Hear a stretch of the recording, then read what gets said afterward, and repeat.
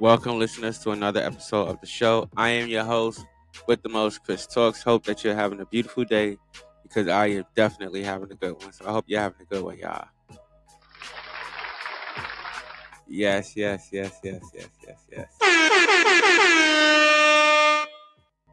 All right, let's get into today's top story for this episode. All right, so let's get right into it. Okay, at least 24 injured after a New York City subway train collide in derails. Wow. Crazy. All right, y'all know how we do. Let's let Sarah AI take over. Let's hit that. Let's get into it. At least 24 people were hurt and hundreds were evacuated after two subway trains collided on the Upper West Side Thursday afternoon, causing both to derail. Officials said a northbound one train with up to 500 passengers was pulling out of the 96th Street station shortly after 3 p.m. when it collided with another disabled one train and both derailed. Police sources said the disabled train was being worked on due to vandalism after someone went through the train pulling the emergency brake cords in several cars. MTA officials said 4 MTA workers were on board trying to reset the brakes at the time, but no customers. Early reports indicated that nobody sustained any serious injuries. A damaged floor is seen inside a train car after the collision. Fortunately, nobody was seriously injured. The injuries that were sustained were consistent with a low-speed train derailment. FDNY Deputy Assistant Chief Ian Swords told reporters outside of the train station Thursday night. Train service across Manhattan was affected after the derailment.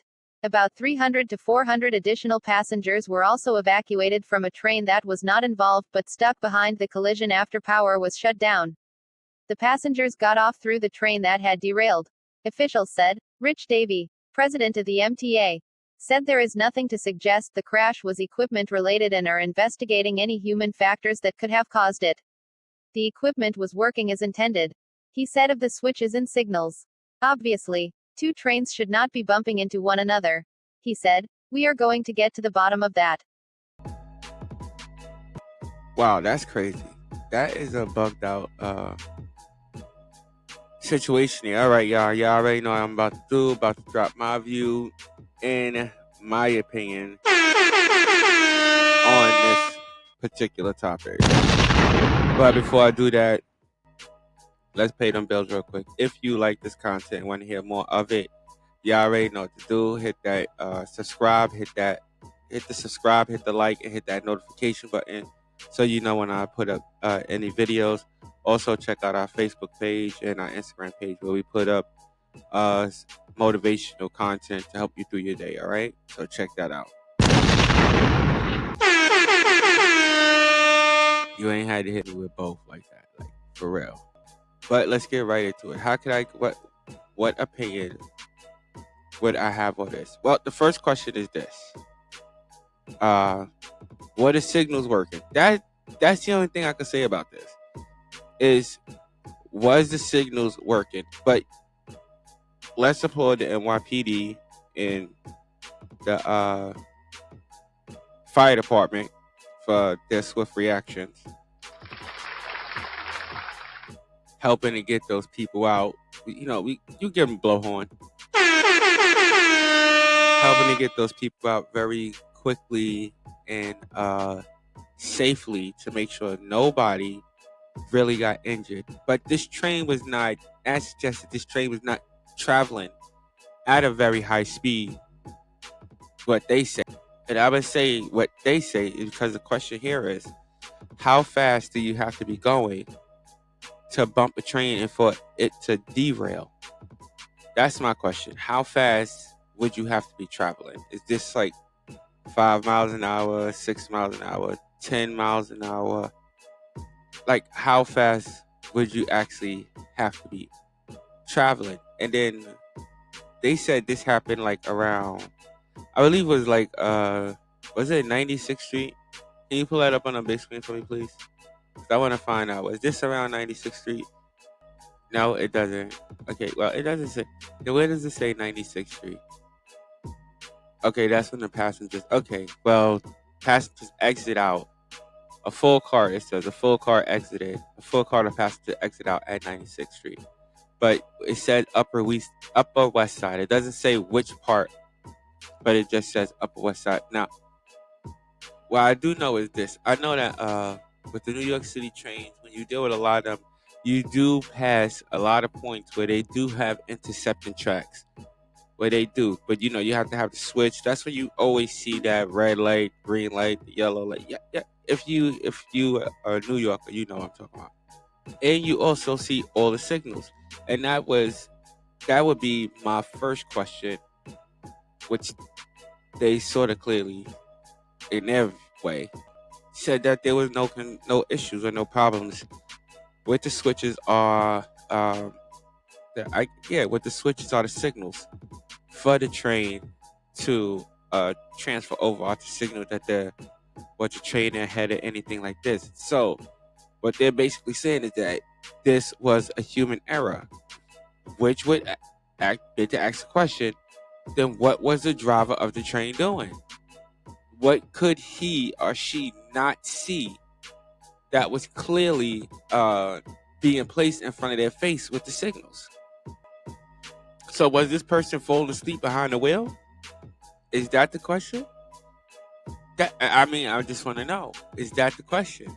Was this person falling asleep behind the wheel? If you're saying that it's no problem with the signal, well, no problems with no technical problems at all, then what led to this train run into the next train and at a speed that it derailed the train from the tracks? Because you have to see the pictures, and if we can find a way, Ed, to put the pictures up on Facebook, or you could just try to find the story that this train completely not just derailed, but it probably if we could pull up that picture, probably about the first 3 or 4 carts, I would say, is off. Can we see that? Yeah, you see. Okay, yeah, about the first 3 or 4 carts are derailed. So how fast was this train going? That 4 carts was derailed, even though all the signals and everything was there for this train, apparently, to either slow down or stop. All the signals was there telling this train to stop, and yet it still ran into another train. Bruh. So the question I would ask is, does this person get fired? Does this person get fired? Oh, do you think this person should get fired? Because this did tie up. Let's see, how many trains did it tie up? 1, the 2, the 3. What else?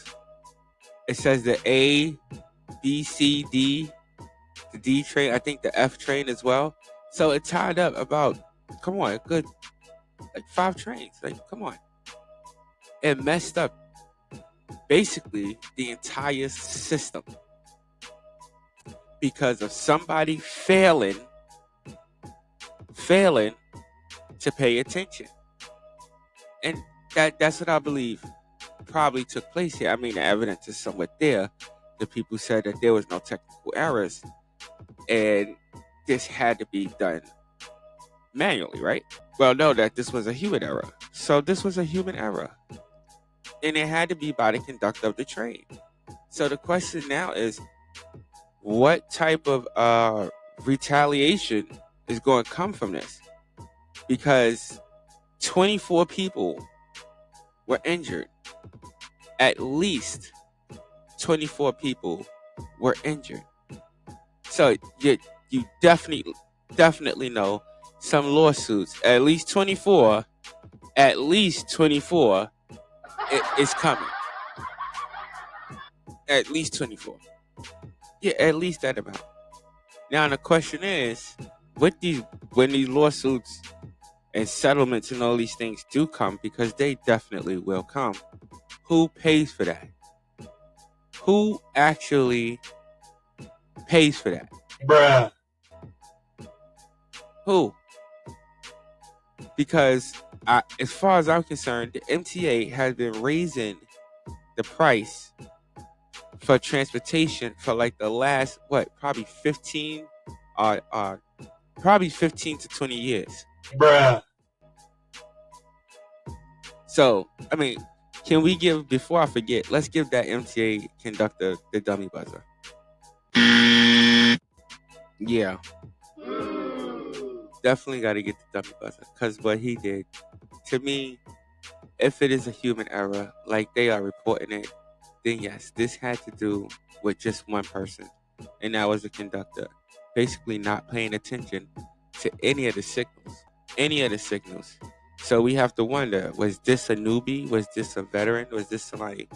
Who was this person that made this mistake that caused 24 injuries and could have caused way, way, way more?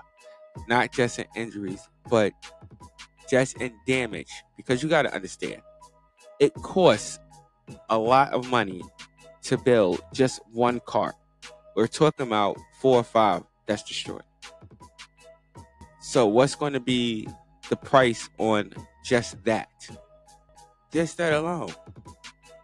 And again, I said it before, I'll say it again. What do y'all think?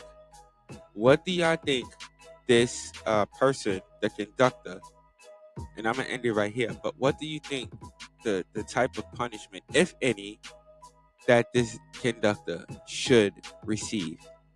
If any. Because in my eyes, and let's just keep it real. We could take it another route. That's like a car hitting another parked car. Hitting a parked car. It's like a car running into a parked car. Because that's exactly what happened. A train ran into a parked train. It caused both of them to derail. And just one of the trains. Do we have a picture of the other train? The other car? The train that was already being repaired? Do we have a picture of that one? Okay, and now, yes, and you can see in this picture. Well, yeah, I can't see. My listeners can't see in this picture, but I will describe it. It is at that point, like I said earlier, where these trains switch tracks. It is at that point to where this train was derailed. So, you know what I mean? I don't know what type of bump it takes, but it was enough to push at least 4 to 5 carts off of one, and then push another, we're looking at another like 3 carts. Yeah, push another 3 carts off the other. And in one situation, the one of the carts, the floor is actually pulled up. The entire floor is actually pulled up. Bruh. Sort of like broken in the middle, if you can imagine. You bend something just right before it breaks, but it doesn't break. You know what I mean? Bruh. It's at that point. It's crazy. Crazy. But y'all tell me what you think. Should this person, because according to their report, this was done by human error. So, should this person pay, if any, should this person pay for this situation? I don't know. Y'all let me know. Hit me up in the comments. Let me know what you think, all right? And that is my view and my opinion for this particular topic. Thank you.